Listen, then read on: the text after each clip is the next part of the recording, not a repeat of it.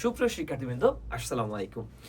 জাহাঙ্গীরনগর ইউনিভার্সিটির যে ধারাবাহিকতা দিয়ে আমরা প্রশ্ন বিশ্লেষণ পর্ব সাজিয়েছি, তারই ধারাবাহিকতায় আরো একটি গুরুত্বপূর্ণ অ্যামেজিং একটা কোশ্চেন তোমাদের সামনে হাজির করলাম। দেখো, এটাও একটা জাহাঙ্গীরনগর ইউনিভার্সিটির কোশ্চেন এবং আশা করি এই প্রশ্নটা আবারও তোমাদের সামনে পরীক্ষায় চলে আসতে পারে। বোর্ডে দেখতে পাচ্ছ প্রশ্ন আছে, নিচের কোনটি শুক্রাণু গঠন করে। আবারও প্রশ্নটা পড়তে বলছি, নিচের কোনটি শুক্রাণু গঠন করে। প্রথম অপশনে আছে সেন্ট্রিওল, দ্বিতীয়তে আছে গলগি বডি, থার্ড আছে মাইটোকন্ড্রিয়া, আর ফোর্থ আছে লাইসোজোম।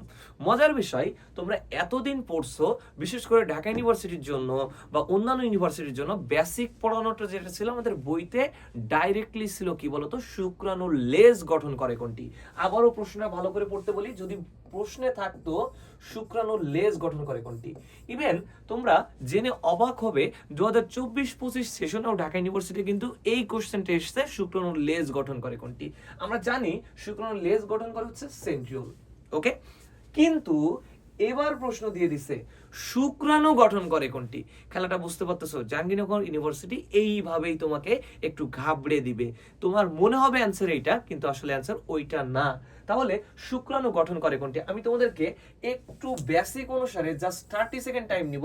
তাহলে টোটাল শুক্রাণু নিয়ে যদি কোনো প্রশ্ন থেকে থাকে বা এসে থাকে, তোমরা ডাইরেক্টলি অ্যান্সার করতে পারবা।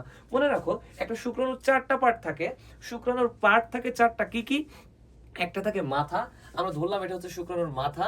তারপরে থাকবে শুক্রাণুর গ্রীবা, তারপরে থাকবে শুক্রাণুর মধ্যখণ্ড, এন্ড লাস্ট পার্ট থাকবে কি বলতো, লাস্ট পার্ট থাকবে তোমাদের শুক্রাণুর লেজ।